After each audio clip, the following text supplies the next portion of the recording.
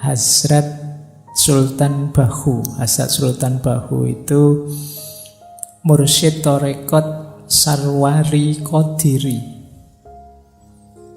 Yang Torekot ini berdiri sekitar abad ke-17.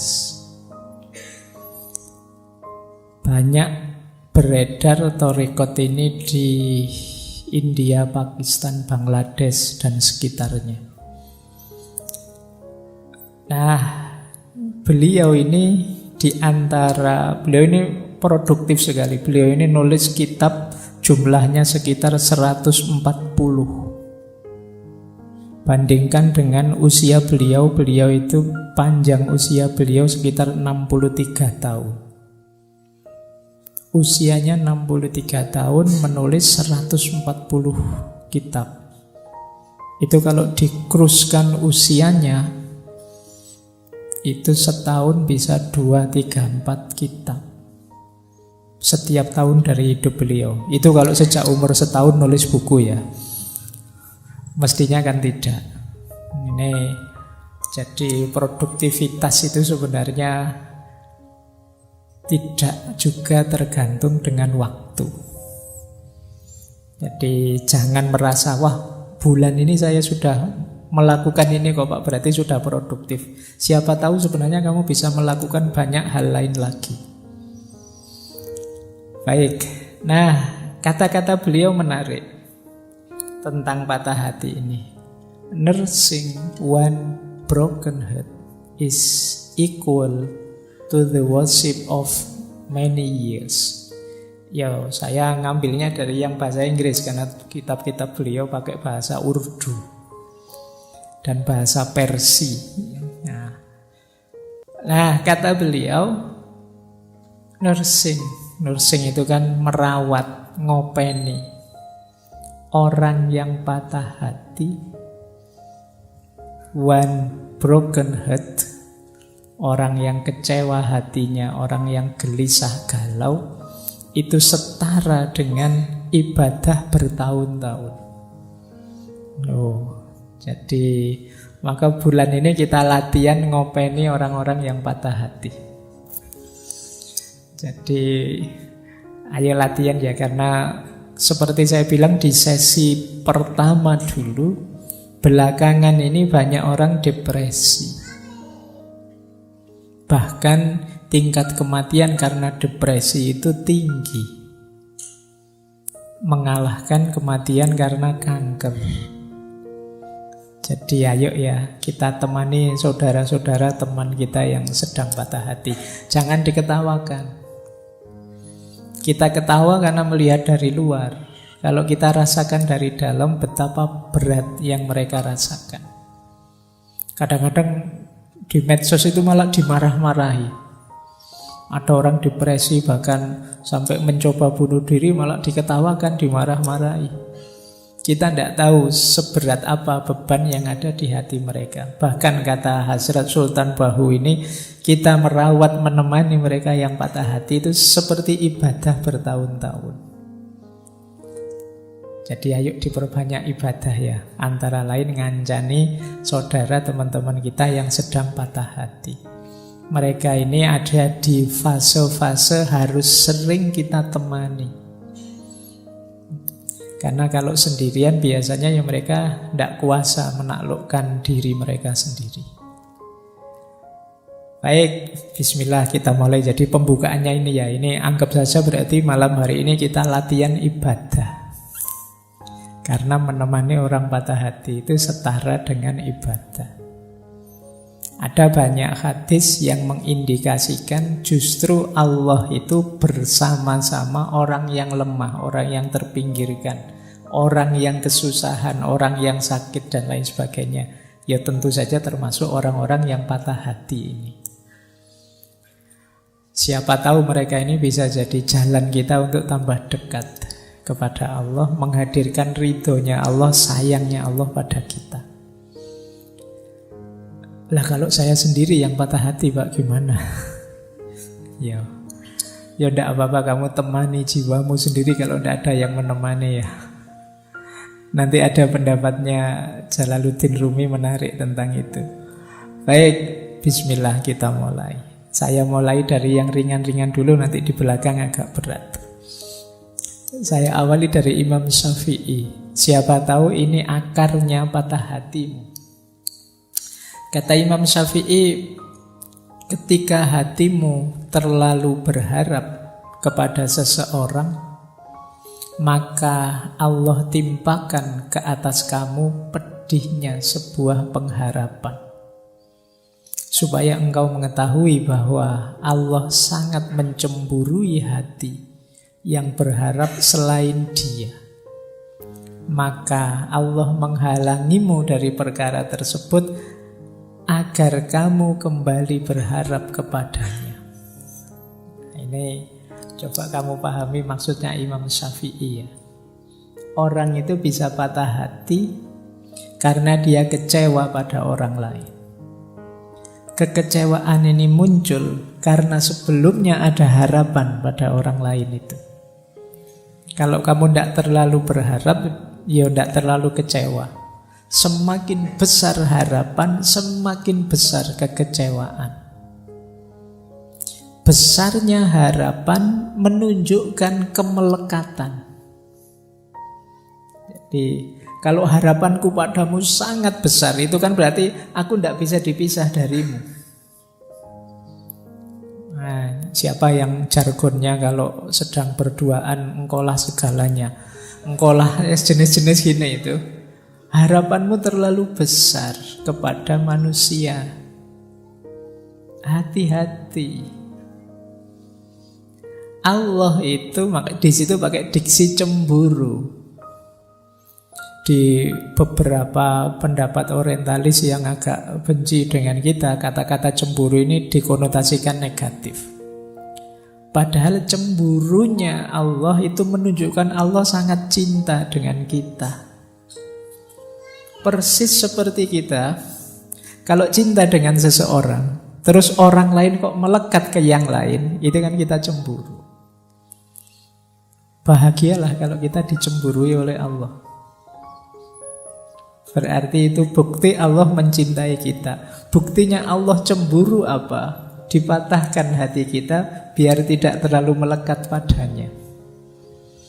Nah, kenapa hati kita bisa patah? Ya karena kemarin terlalu melekat. Kamu terlalu berharap padanya, terlalu menginginkannya.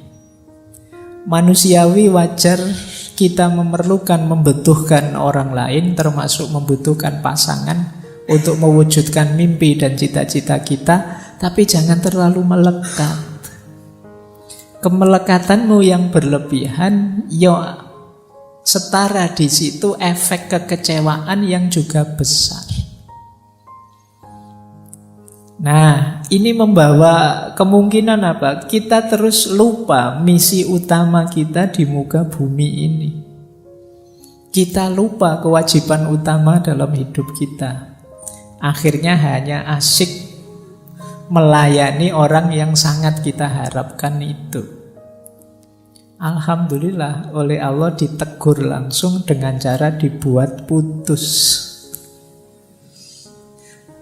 Akhirnya kita bisa lebih free, bisa sadar bahwa ternyata Allah cemburu ini. Alhamdulillah Allah masih cinta.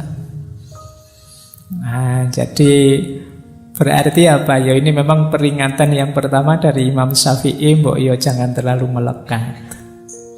Peringatan kedua, sadarlah Allah itu sangat mencintaimu. Peringatan ketiga, ketika engkau patah hati, segeralah kembali kepada Allah. Nah, ini dari quotes-nya Imam Syafi'i ini, paling tidak kita punya pijakan awal sekarang, ya jangan sedepresi itu. Kita masih punya Allah yang justru menunggu kita. Allah sangat mencintai kita, mencemburui kita. Kita saja mungkin yang terlalu jual mahal kepada Allah. Nah, ini perspektif pertama dari beliau Imam Syafi'i. Baik, saya lanjutkan ya. Kita mulai masuk ke tokoh-tokoh tasawuf sekarang. Ini Robi'ah. Di beberapa referensi ini salah satu munajatnya Robi'ah ketika dia masih jadi budak. Beliau ini sebenarnya lahir dari keluarga meskipun tidak kaya tapi terhormat, tapi mengalami banyak peristiwa tragis sehingga sampai beliau jadi budak. Dalam ceritanya ada momen ketika beliau pahit sekali. Ketika beliau dikejar-kejar, ada seseorang yang ingin mencelakainya. Kemudian sampai beliau terjatuh, terluka. Nah, ini salah satu kalimat yang beliau ucapkan saat terluka itu, yang di beberapa referensi bunyinya seperti ini. Ya Allah, aku adalah musafir, tanpa ayah dan ibu, seorang yatim piatu dan seorang budak. Aku telah terjatuh dan terluka. Meskipun demikian, aku tidak bersedih hati oleh kejadian ini. Hanya aku ingin sekali ridhomu. Ini Robi'ah. Ada cerita yang lain. Satu ketika Robi'ah ini jatuh berdarah. Saat dia melihat tangannya berdarah, dia tersenyum. Terus bilang, Alhamdulillah. Nah, muridnya dan juga temannya heran. Jatuh Alhamdulillah, itu kan harusnya innalillahi. Tapi tidak, kata Robi'ah, Alhamdulillah, ini dari kekasihku. Apapun yang diberikan oleh kekasihku, bagiku itu indah. Ya, dia kan cintanya hanya pada Allah saja. Nah, kalimat munajatnya Robi'ah ini mengajarkan pada kita, apapun yang aku alami, sengsara seperti apapun, aku tidak masalah. Aku tidak sedih kok ya Allah, aku tidak galau. Asal engkau ridho padaku, itu sudah segalanya bagiku, kata Robi'ah. Jadi ungkapan seperti ini itu pasti muncul dari rasa cinta yang sangat dalam. Orang yang sudah cinta itu diberi apapun oleh yang dia cintai, termasuk hal-hal yang pahit sekalipun, dia tetap senang, asal jangan dipisah dengan yang dia cintai. Maka cintanya Robi'ah pada Allah, ya buahnya seperti ini. Dia rela sakit, dia rela berdarah-darah, gak masalah. Ya Allah, aku hanya ingin ridhomu saja. Ini dulu mirip ceritanya Rasulullah. Kan ada kisahnya Rasulullah itu waktu beliau berdakwah di Thaif. Kemudian di situ beliau dilempari batu, ditaburi pasir, berdarah-darah, dikejar anak kecil-kecil. Sampai beliau istirahat di salah satu kebunnya orang Thaif. Yang di situ beliau bermunajat pada Allah, panjang sekali munajatnya, yang salah satu kalimat masyhur sekali di munajat itu, ya Allah, in lam takun wadiban alayya fala ubali. Jadi meskipun aku berdarah-darah seperti ini, meskipun begitu beratnya ujian ini, asal engkau tidak murka padaku ya Allah, aku tidak peduli. Nah, batin yang bisa seperti ini itu syaratnya memang batin yang sudah mencintai Allah. Kalau kamu masih negosiasi dengan Allah, masih banyak pamrihnya, masih belum ikhlas, ya mungkin bisa mengucapkan seperti itu, tapi formalitas. Ngomongnya sambil meningis-meningis, nangis, itu tidak bisa senyum kayak Robi'ah. Kamu sakit berdarah-darah, sakit ini kok ya. Meskipun kamu bilang tidak apa-apa ya Allah, yang penting kamu ridho, tapi ya beda kalau tidak ada cinta di dalamnya, itu acting, formalitas. Kalau Robi'ah ya keluarnya otomatis dari batin yang mencintai Allah. Loh, di versi perspektif yang ini berarti ada jalan agar patah hatimu tidak berat. Apa? Masih ada Allah. Tidak masalah kok kamu putus, tidak masalah kok kamu kecewa.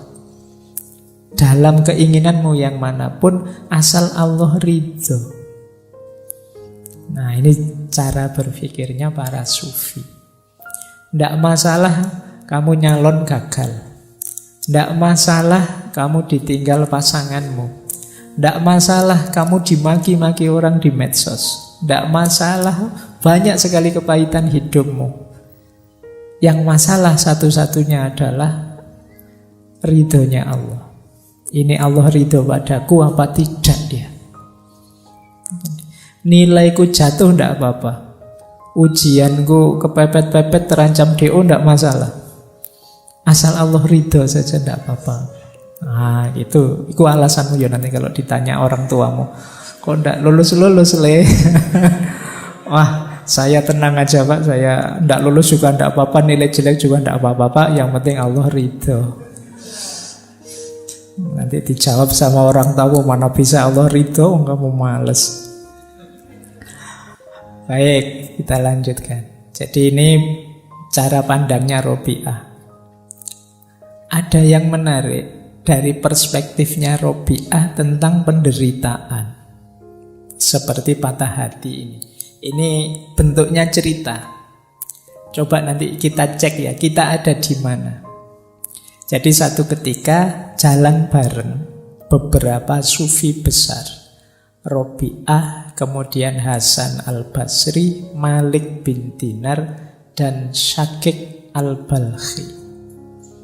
Nah, terus ngobrol-ngobrol tentang ujian dan penderitaan. Diawali Imam Hasan al-Basri, kata beliau, orang itu tidak dipercaya kata-katanya. Jika dia tidak tabah kalau ada ujian dari Tuhannya. Sebaik apapun yang diomongkan orang, kata Hasan al-Basri, kalau dapat ujian kok tidak kuat, tidak tabah, terus melenceng, beda dengan yang diomongkan, ya tidak usah dipercaya omongannya. Ya kalau hidupnya senang terus sih tidak masalah, tapi begitu ada ujian coba kayak gimana perilakunya. Orang itu kan kelihatan aslinya kalau pas lagi susah. Kalau pas lagi seneng sih kamu enak, tapi pas lagi susah ayo coba, aslimu akan kelihatan. Maka kata Hasan al-Basri, orang itu tidak bisa dipercaya kata-katanya kalau dia tidak tabah menerima ujian dari Tuhan. Tapi pandangan ini dikritik oleh Robi'ah. Kata-katamu itu berbau egoisme. Masih aku. Nah, terus Syakik mencoba menjawab, mungkin ini yang diinginkan Robi'ah. Kata Syakik al-Balkhi, seseorang tidak dapat dipercaya kata-katanya jika dia tidak bersyukur atas ujian dari Tuhannya. Ini lebih tinggi levelnya. Diuji sulit tapi malah bersyukur. Ini sebenarnya orang pintar. Karena dia tahu di balik segala ujian dari Allah itu pasti ada hikmah, ada makna untuk peningkatan kualitas dirinya. Maka ketika diberi kesulitan dia bersyukur. Ini lebih tinggi. Kalau di Imam Hasan al-Basri tadi agak defensif, bertahan. Kalau di Syakik al-Balkhi ini enggak, dapat ujian malah bersyukur. Alhamdulillah ya Allah, Engkau beri aku ujian. Tapi kata Robi'ah, masih belum. Kita butuh yang lebih baik dari itu. Ini sudah luar biasa, ternyata masih kurang tinggi.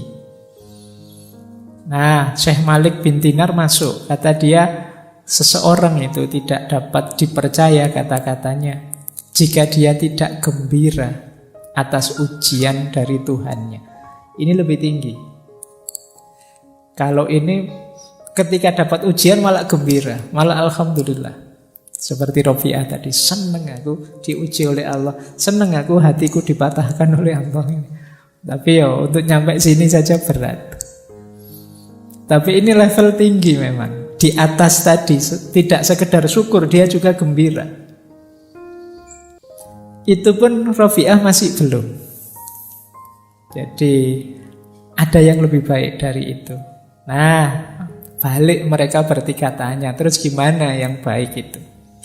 Kata Robi'ah, seseorang tidak dapat dipercaya kata-katanya jika dia tidak melupakan ujian saat merenungi Tuhannya. Ini cara berpikirnya dibalik oleh Robi'ah. Kita itu kan ketika dapat ujian baru ingat Tuhan. Tapi kalau di Robi'ah dibalik. Ketika kita ingat dekat dengan Tuhan, kita siap menerima apapun termasuk ujian. Jadi orang di levelnya Robi'ah ini bahkan sebelum mendapat ujian, dia sudah ikhlas, sudah ridho. Ya Allah, Engkau beri apapun aku siap. Yang paling pahit pun aku siap, asal Engkau tidak meninggalkanku. Ini yang saya bilang tadi, level cinta. Sulit orang seperti ini, karena itu berarti dia tidak tidak minta yang sifatnya menyenangkan, menggembirakan. Yang dia minta hanya biar bisa dekat pada Allah. Kalau kita kan masih banyak permohonan macam-macam kepada Allah. Kalau Robi'ah tidak, dia mintanya Allah saja. Nah, ini coba ya nanti kalian ada di mana. Kalau ada ujian kalian tabah, atau kalian bersyukur, atau kalian gembira, atau tidak kamu pikir sama sekali, siap menerima apapun asal dekat terus dengan Allah. Nah, ini jawabannya tidak bisa hafalan ya. Karena kalau mahasiswa kalau ditanya begitu mesti hafalan. Hafalan itu dia jawab yang paling baik. Kamu tanya yang jujur, dirimu ada di mana. Nanti ayo, kalau memang masih di bawah ya kalau bisa naik kelas. Jadi semula sih saya menarget tabah Pak kalau dapat ujian. Ya siapa tahu bisa naik level, bisa bersyukur, atau bisa gembira, atau sudah saya tidak mikir itu, fokusku Allah saja. Diberi apapun yang pahit, yang manis, ayo. Jadi ketika ingat Allah, siap menghadapi ujian apapun. Nah, baik. Ini pelajaran dari Robi'ah. Tadi ada pelajaran dari Imam Syafi'i. Kita sekarang dapat pelajaran dari Robi'ah. Yang pertama, bagaimana kita hanya mencari ridhonya Allah. Yang kedua, bagaimana kita siap menerima apapun ketetapannya Allah, termasuk yang manis, termasuk yang pahit, asal Allah selalu dekat dengan kita. Ini bisa kalian jadikan rumus ya. Ada kesedihanmu apapun, semoga kamu tidak kemana-mana selain menuju pada Allah saja. Baik, ambil nafas sebentar, karena ini tambah lama tambah dalam, tambah berat. Jadi nanti mungkin kapan-kapan kalau setelah ngaji kamu review lagi untuk meningkatkan kualitas dirimu. Baik, sekarang saya masuk dari beliau, sufi dari India yang dakwahnya sampai Amerika, di sana mendirikan Torekot Inayati dari beliau Hazrat Inayat Khan. Beliau ini menarik, kalau Maulana Jalaluddin Rumi itu menggabungkan tari dengan kesufian. Kalau beliau ini menggabungkan musik dengan kesufian. Jadi beliau ini pemusik tapi juga sufi. Menulis banyak sekali tentang musik. Dulu pernah kita bahas. Saya lupa itu di tahun berapa, mungkin 2021 atau berapa, zaman pandemi. Saya masih ingat karena di era pandemi kan saya ngomong sendiri di kamar itu. Ya, antara lain ditemani oleh beliau Hazrat Inayat Khan ini. Baik, ada beberapa pandangan dari Hazrat Inayat Khan.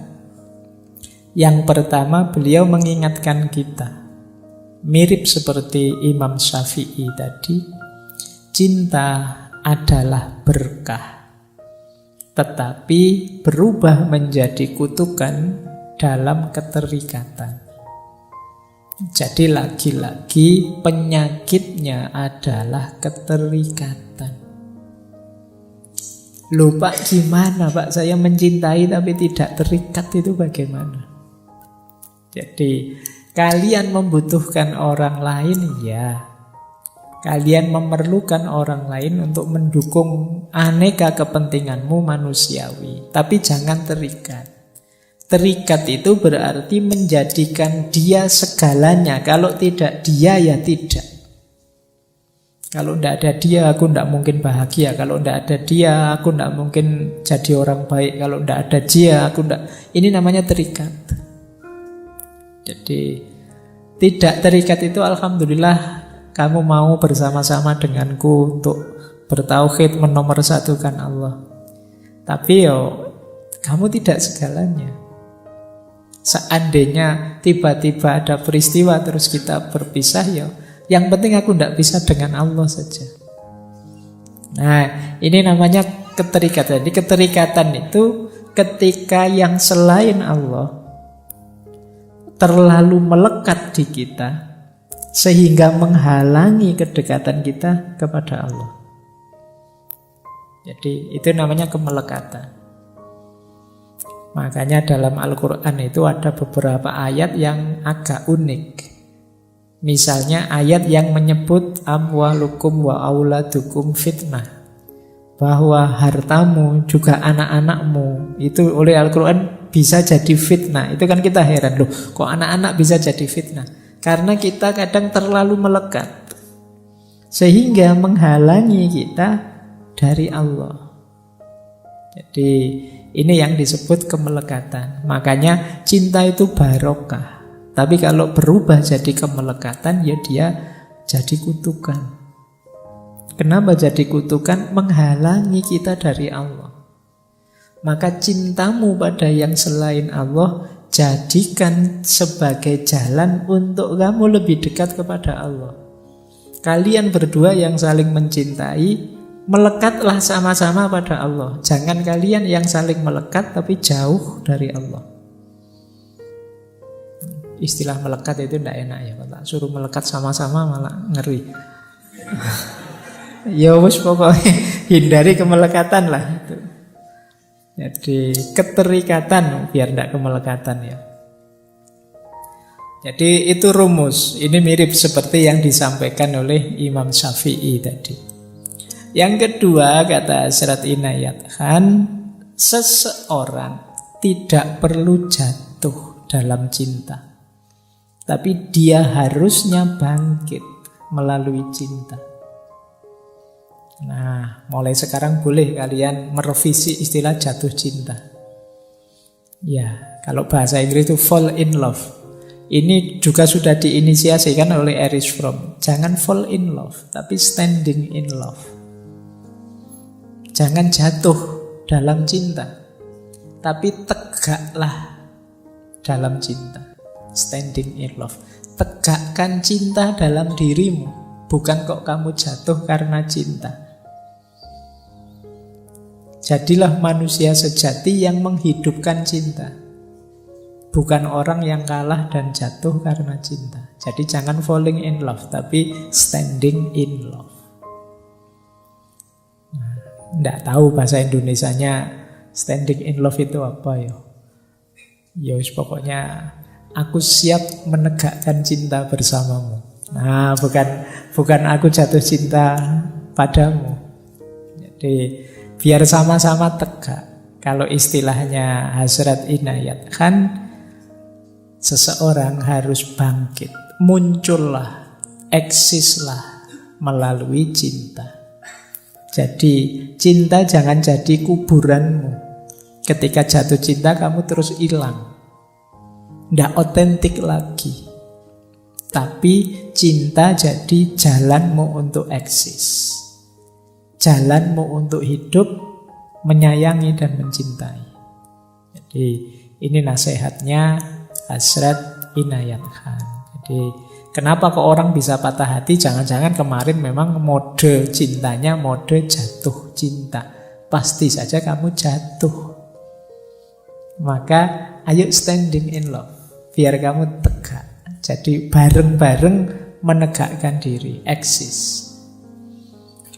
Baik, terus yang ketiga, ini lanjutannya sebenarnya. Dari cangkang patah hati muncul jiwa baru yang lahir. Seandainya dalam cinta kalian mengalami patah hati, tidak masalah. Jadi ada sunnatullah dalam hidup ini bahwa menyusuli kehancuran itu pertumbuhan. Jadi kalau sesuatu itu sudah busuk, hancur, dari situ akan lahir sesuatu yang baru. Maka dari cangkangnya patah hati, lahirlah jadi orang baru. Lahirlah jadi manusia yang baru. Kalau kalian sangat kecewa dengan apapun sebelumnya dalam hidupmu, tidak hanya patah hati ditinggal pacar, kecewa karena apapun, maka jangan ambruk, jangan jatuh, keluarlah tegak bahwa inilah aku yang baru sekarang. Misalnya kok sangat apes, terpaksa kamu kuliah kok di DO. Begitu kamu di DO, keluar dari kampusmu sambil bilang, inilah aku yang baru, yang lahir. Jadi keruntuhanmu adalah sumber kelahiranmu kembali. Jadi kamu tidak depresi. Ditinggal pasanganmu juga begitu. Begitu ditinggal, ya sudah, sekarang aku sendiri, berarti inilah aku yang sekarang baru, yang tidak kayak kemarin, yang tiap hari stres karena ngeladeni kamu. Sekarang aku bebas. Jadi dari cangkang patah hati muncul jiwa baru yang lahir. Hidup itu kan selalu ada sulitnya, selalu ada jatuh bangunnya. Ketika kamu jatuh, jadikan itu titik tolak kelahiran yang baru. Ya kalau kamu sukses, jadikan titik tolak untuk semakin tinggi, semakin mengembangkan diri. Jadi sebenarnya tidak ada alasan untuk kamu jatuh terus-terusan, sedih terus-terusan, depresi terus-terusan. Lahirlah jadi orang yang baru. Banyak orang yang depresi karena jenuh. Beberapa bahkan sampai mengakhiri hidupnya sendiri dengan alasan yang tidak jelas. Karena dia jenuh, merasa hidup kok kayak gini lah, padahal itu enak. Ada artis yang kaya, yang ganteng, yang cantik, tapi mengakhiri hidupnya. Alasannya depresi, jenuh dengan hidupnya. Mungkin kalian perlu latihan ini. Jadi kalau kamu jenuh dengan hidupmu yang versi sekarang, bikinlah versi baru hidupmu. Kamu ingin seperti apa? Dan itu sangat mungkin. Karena yang menguasai hidupmu kan dirimu. Manusia itu paket potensi, bukan paket jadi. Kamu ingin jadi apa saja bisa. Kamu ingin jadi orang seperti apapun, tinggal kamu latih, kamu bentuk dirimu. Kalau kamu jenuh dengan versi dirimu yang sekarang, bikin versi baru. Yang kamu inginkan yang bagaimana?